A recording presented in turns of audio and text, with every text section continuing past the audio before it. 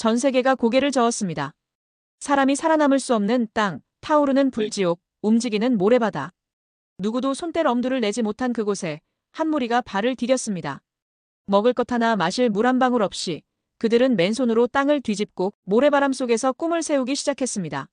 미쳤다고 불가능하다고 모두가 비웃던 그 도전. 그러나 시간이 지나면서 세상은 충격에 빠졌습니다. 아무도 믿지 않았던 그 땅에 길이 열리고 도시가 솟아오르고 생명이 살아난 것입니다. 불가능을 뒤엎은 이 기적. 대체 이들은 누구였을까요? 시청자분들의 구독과 좋아요, 알림 설정이 영상 제작과 한국의 자긍심을 전하는데 큰 힘이 됩니다. 지금부터 시작합니다. 저는 그때를 아직도 생생히 기억합니다. 1976년 30살의 나이에 사우디아라비아 리야드 건설 현장으로 향하던 그날을. 비행기에서 내려 처음 맞닥뜨린 사막의 열기는 숨이 턱 막힐 정도였어요. 45도를 훌쩍 넘는 온도, 그리고 얼굴을 핥히는 모래바람. 저와 함께 온 동료들 모두 우리가 정말 여기서 일할 수 있을까? 하는 두려움이 컸습니다. 김 반장, 이거 정말 버틸 수 있겠어? 옆에서 최 기사가 속삭이듯 물었죠. 사실 저도 자신이 없었어요. 하지만 그때 우리에겐 선택지가 없었습니다. 집에는 어린 자식들과 아내가 기다리고 있었으니까요. 버텨야지. 여기서 3년만 일하면 서울에 집 한 채는 살 수 있다잖아. 첫날부터 현실은 가혹했습니다. 아침 5시에 일어나 밤 9시까지, 쉬는 시간은 고작 1시간. 우리가 맡은 건 주바일 산업단지 건설이었어요. 거대한 철골 구조물을 세우고 시멘트를 부어넣고 송유관을 연결하는 작업이었죠. 야, 저 한국인들 봐라. 저 더위에 저렇게 일하다니. 현지 관리자들이 수군거리는 소리가 들렸어요. 처음엔 우리를 무시하는 듯 했지만 점차 그 시선이 놀라움으로 바뀌어갔습니다. 한 달이 지나고 2달이 지나자 우리 한국 근로자들의 명성이 사우디 전역에 퍼지기 시작했어요. 한국인들은 다르다는 소문이 돌았죠. 정확한 일처리, 끈질긴 근성, 그리고 무엇보다 빨리빨리 문화가 사우디 사람들의 눈에는 신기하게 보였나 봅니다. 한국 사람들, 이틀 만에 우리가 일주일 걸릴 일을 끝내버렸어. 그렇게 1970년대 후반 사우디 전역에는 한국인들의 손길이 닿지 않은 곳이 없었어요. 리야드의 고층 빌딩, 제다의 항만 시설, 담맘의 정유 공장까지. 세계 최대 석유 왕국의 현대화는 우리 한국인들의 땀으로 이루어졌다고 해도 과언이 아니었습니다. 밤이면 간이 숙소에 모여 고향 이야기를 나누며 그리움을 달랬죠. 누군가는 아내에게 보낼 편지를 쓰고 또 누군가는 자식의 사진을 보며 눈물을 훔쳤어요. 그래도 우리는 서로를 다독이며 버텼습니다. 조금만 더 참자. 우리가 여기서 흘리는 땀이 대한민국의 미래야. 그 말이 우리의 위안이었습니다. 실제로 그때 해외에서 벌어들인 외화가 한국 경제 발전의 밑거름이 되었으니까요. 사막에서 흘린 우리의 땀이 조국의 기적을 만들어가고 있었던 겁니다. 1980년대 초반 사우디아라비아에서 우리 한국인들의 입지는 점점 더 단단해졌어요. 처음에는 값싼 노동력으로 시작했지만 점차 믿을 수 있는 파트너로 인정받기 시작했습니다. 그 과정이 결코 쉽지는 않았죠. 저는 1982년 주바일 산업단지에서 정유시설 건설 책임자로 일하고 있었어요. 어느 날 사우디 아람코의 고위 임원이 현장을 방문했습니다.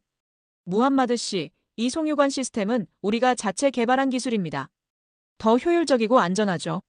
무함마드는 의심스러운 눈빛으로 우리 기술을 살펴봤어요. 당시만 해도 한국 기술이란 말이 세계에서 인정받지 못하던 시절이었으니까요. 증명해 보이시오. 일주일 안에 이 구간을 완성해 보시오. 불가능한 도전이었습니다. 보통이라면 한 달은 걸릴 작업이었죠. 하지만 우리 팀은 밤낮 없이 일했어요. 식사 시간도 줄이고 교대로 잠깐씩 눈을 붙이며 작업을 이어갔습니다. 팀장님, 이거 정말 가능할까요? 김 기사가 지친 목소리로 물었죠. 솔직히 저도 자신이 없었어요. 하지만 여기서 물러서면 한국의 위신이 떨어질 거라는 생각에 밀어붙였습니다. 할 수 있어. 우리가 지금까지 뭘 못해봤나? 정확히 6일 만에 우리는 그 구간을 완성했어요. 무함마드의 눈이 커졌습니다. 그리고 그날 이후 사우디 아람코는 여러 중요 프로젝트에 한국 기업을 우선적으로 찾기 시작했죠. 1986년 자카르 초대형 정유공장 프로젝트는 우리의 진가를 보여주는 결정적 계기였습니다. 미국, 프랑스, 일본의 건설사들이 모두 입찰에 참여했지만 최종 선택은 한국이었어요.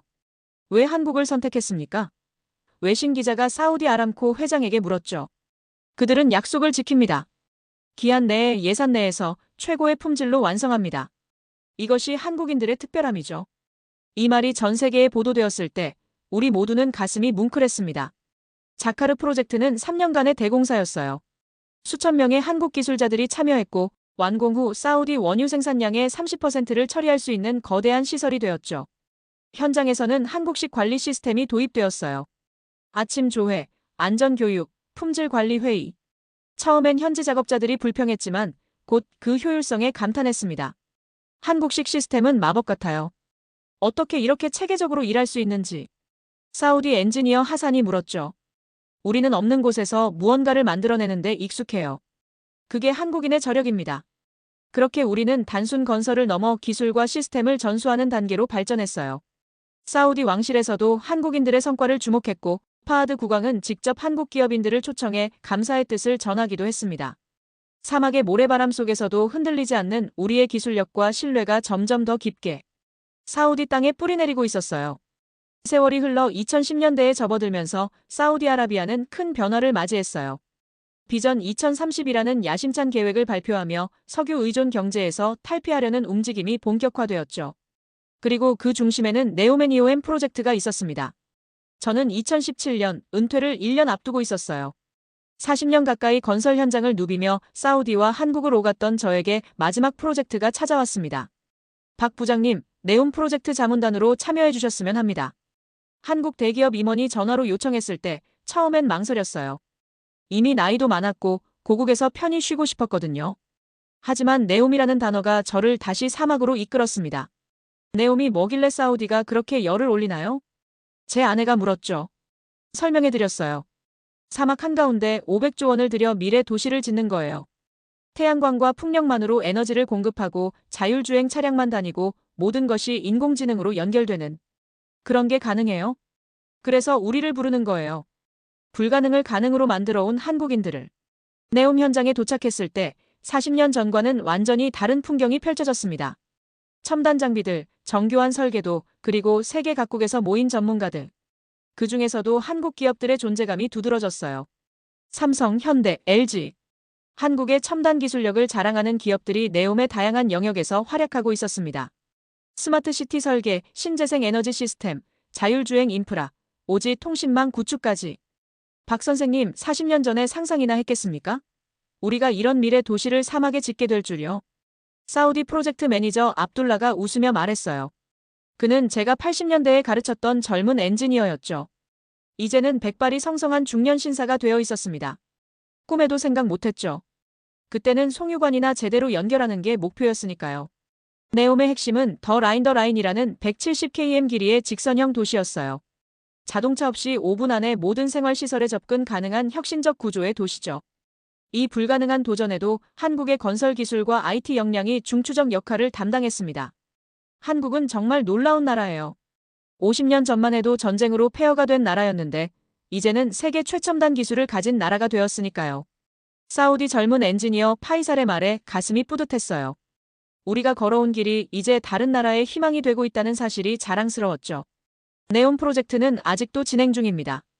2030년 완공을 목표로 하고 있지만 이미 많은 부분이 현실화되고 있어요. 한때 뜨거운 태양 아래에서 송유관을 연결하던 한국인들이 이제는 사막의 미래를 그려놓고 있습니다.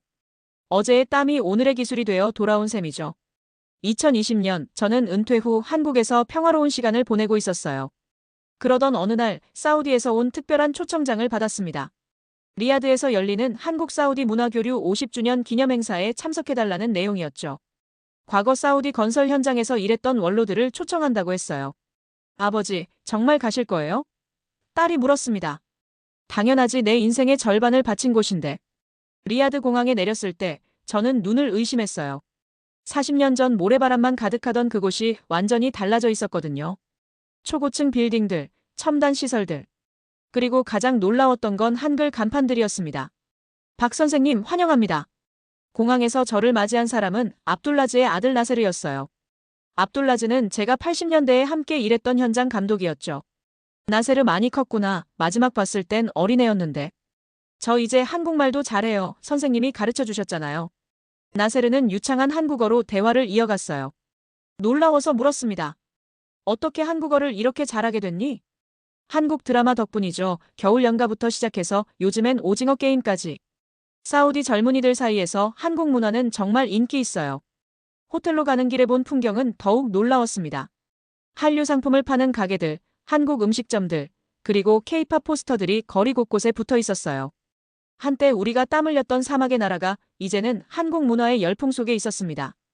기념 행사장에 도착하니 더 큰 놀라움이 기다리고 있었어요.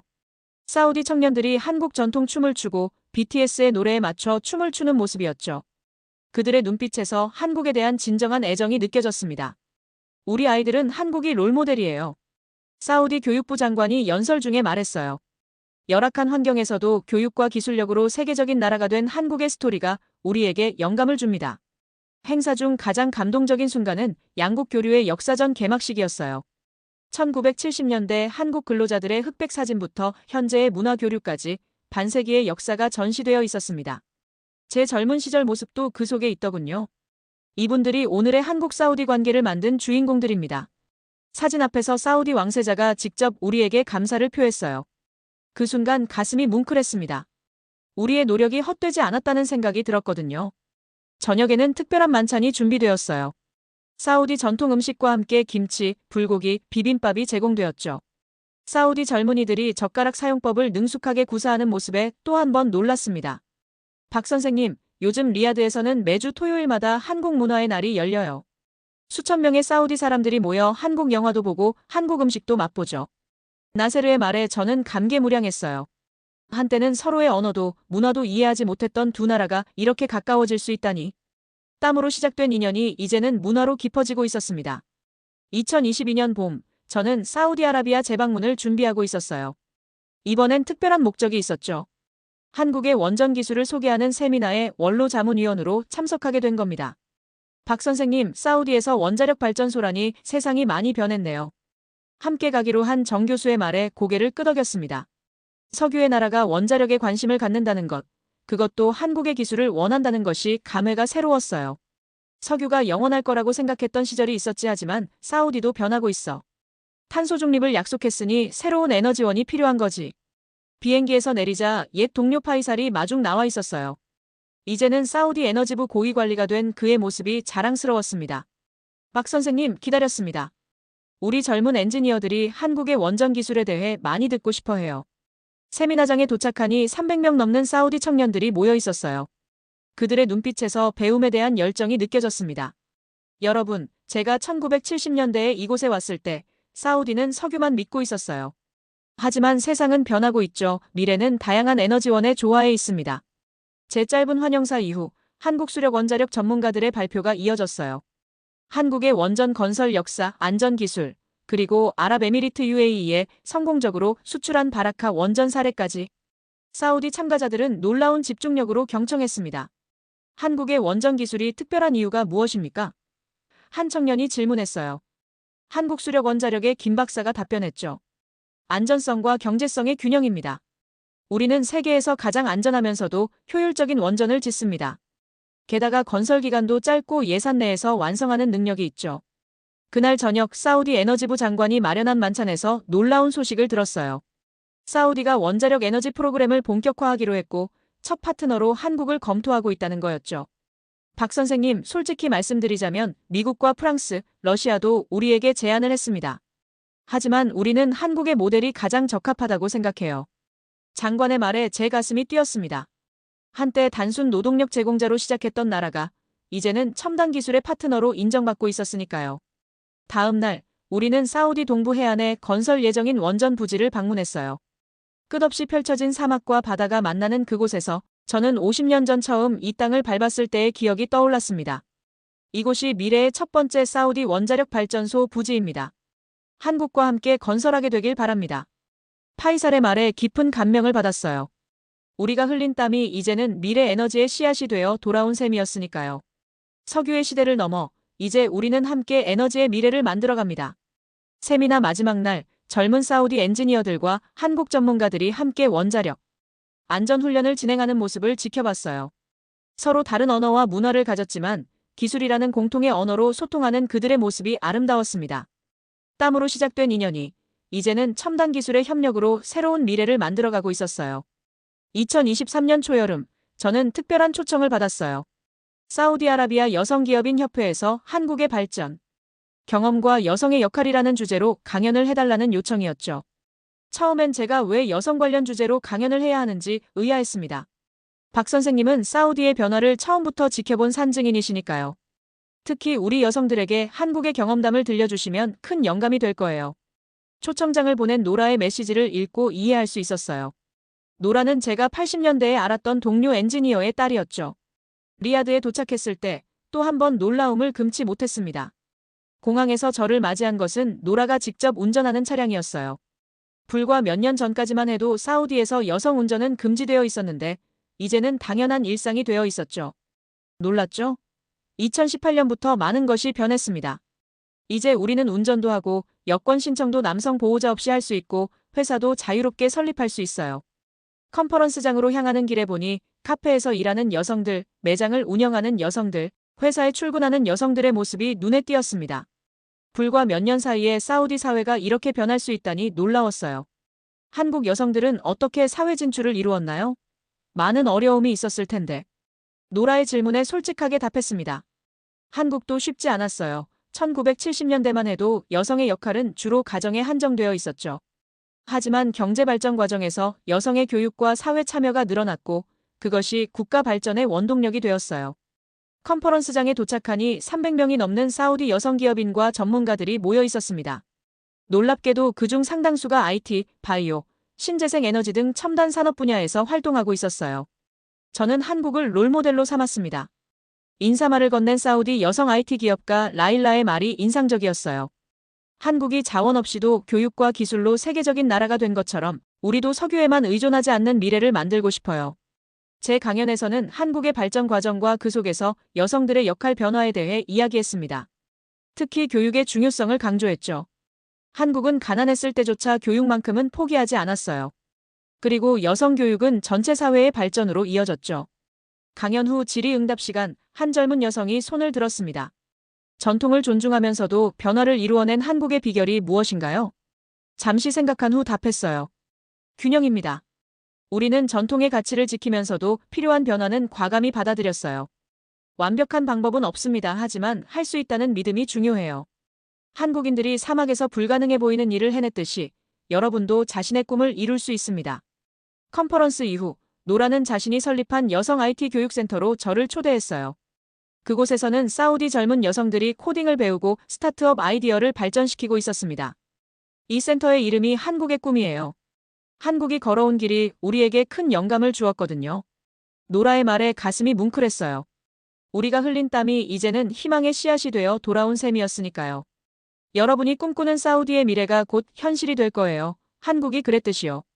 센터를 나서며 저는 사우디의 밝은 미래를 확신할 수 있었습니다. 한국과 사우디 두 나라의 인연이 이제는 가능성이라는 이름으로 새롭게 피어나고 있었어요. 2024년 가을 서울에서 열린 한국 사우디 미래 포럼에 저는 특별 패널로 초청받았어요. 반세기가 넘는 양국 관계를 지켜본 원로로서 젊은 세대에게 조언을 해달라는 부탁이었죠. 서울 코엑스 컨벤션홀은 한국과 사우디의 젊은 연구자, 기업인, 학생들로 가득 찼습니다. 포럼의 주제는 지속 가능한 미래를 위한 협력이었어요.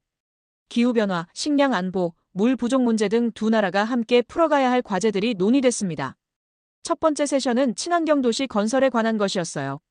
네온 프로젝트 한국 측 총괄 책임자인 김 박사가 발표를 시작했습니다. 네온 프로젝트는 단순한 도시 건설이 아닙니다. 인류의 미래를 위한 실험이죠. 물 부족 국가에서 100% 재활용 시스템을, 뜨거운 사막에서 탄소 중립 생활을 가능케 하는 도전입니다. 스크린에는 한국 기업들이 사우디 사막에 구현한 최첨단 물 재활용 시스템, 태양광 발전소, 스마트 농장이 소개됐어요. 불과 50년 전만 해도 우리는 그곳에서 땀을 흘리며 단순 건설 작업을 했는데 이제는 세계 최첨단 기술로 미래를 설계하고 있었습니다. 박 선생님, 오늘날의 협력이 가능했던 이유가 무엇이라고 생각하십니까? 패널 토론에서 사회자가 저에게 질문했어요. 신뢰입니다. 제 대답은 간단했어요. 우리가 약속을 지켰기 때문에 신뢰가 쌓였고 그 신뢰가 오늘의 협력으로 이어졌습니다. 사우디 사막에서 한국 근로자들이 흘린 땀방울이 오늘날 첨단 기술 협력의 씨앗이 된 거죠. 오후 세션에서는 젊은 스타트업 대표들의 발표가 이어졌어요. 한국과 사우디의 청년들이 함께 창업한 회사들이 무대에 올랐습니다. 친환경 건축 자재를 개발하는 팀, 사막에서도 작물을 재배할 수 있는 수직 농장. 기술, 해수 담수와 신기술까지. 우리 할아버지는 1970년대에 사우디에서 일하셨어요. 그 인연으로 저는 사우디에 관심을 갖게 됐고, 이제는 양국을 잇는 비즈니스를 하고 있습니다. 한 청년 CEO의 말에 가슴이 뭉클했어요. 세대를 이어 이어지는 인연이라니 감동적이지 않습니까? 포럼의 마지막 순서는 2050 한국 사우디 비전 선포식이었습니다. 양국 정부와 기업들이 협력해 만든 장기 계획이었죠.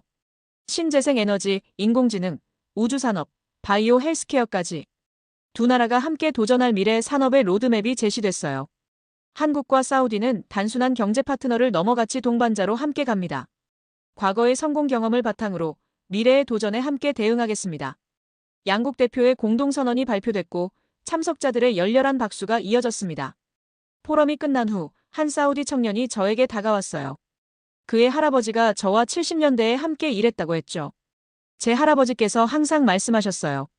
한국인들의 성실함과 끈기가 우리에게 큰 가르침을 주었다고요. 저는 그 이야기를 들으며 자랐고 이제 한국과 함께 일하는 것이 제 꿈이 되었습니다. 그 청년의 눈빛에서 저는 희망을 보았어요. 우리가 뿌린 씨앗이 이렇게 아름답게 자라고 있었습니다. 앞으로 어떤 일을 하고 싶은지 궁금하네요. 사우디의 사막을 푸르게 만들고 싶어요. 한국의 스마트팜 기술로요. 불가능해 보이지만 한국이 우리에게 가르쳐준 건 불가능은 없다는 거니까요. 저녁 만찬장에서 저는 양국의 젊은이들이 서로의 언어를 배우고 문화를 교류하며 함께 미래를 꿈꾸는 모습을 지켜봤어요. 50년 전 우리가 상상조차 못했던 장면이었습니다. 박 선생님, 내일은 사우디 학생들과 함께 DMZ 투어가 있어요. 함께 하시겠습니까? 행사 담당자의 제안에 기쁘게 수락했습니다. 아직도 할 일이 많았거든요. 양국의 다리 역할로서 한국-사우디 협력 55주년 기념식이라는 현수막이 걸려 있어요. 저는 주빈석에 앉아 지난 반세기를 회상하고 있었습니다. 박 선생님, 오늘 기념식에서 특별상을 받으신다고요. 축하드립니다. 옆자리에 앉은 정 교수가 등을 두드렸어요. 저는 쑥스러웠습니다. 그저 제 일을 했을 뿐인데 이렇게 큰 상을 받다니요. 과분한 상이에요. 저 말고도 수많은 한국인들이 사우디에서 땀 흘렸는데 기념식이 시작되고 양국의 역사를 담은 영상이 상영됐습니다.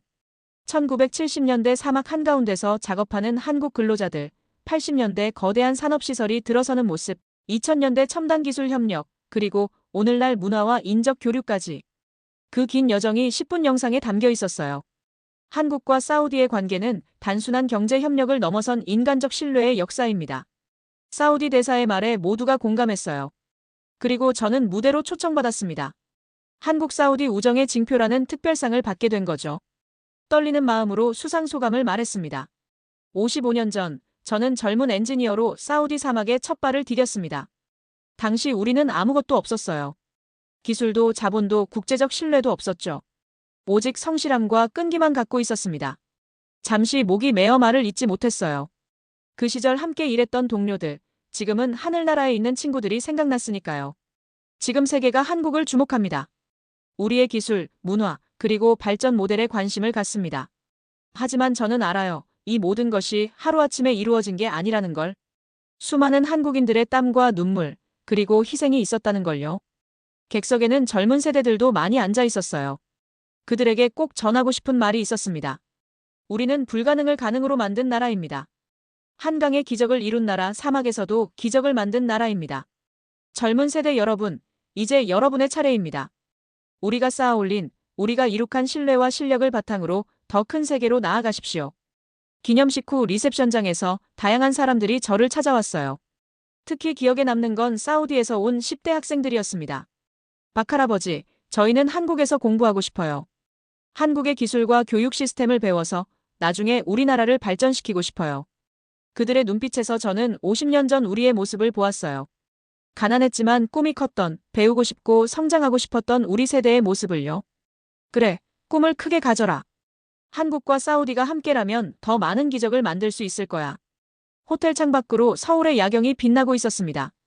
강남의 고층 빌딩들, 한강을 가로지르는 다리들, 그리고 밤하늘을 수놓은 네온사인들.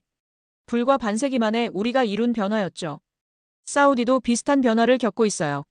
석유에만 의존하던 경제에서 다양한 산업으로, 폐쇄적이던 사회에서 개방적인 사회로 변모하고 있죠. 그 여정에 한국이 함께하고 있다는 사실이 자랑스럽습니다.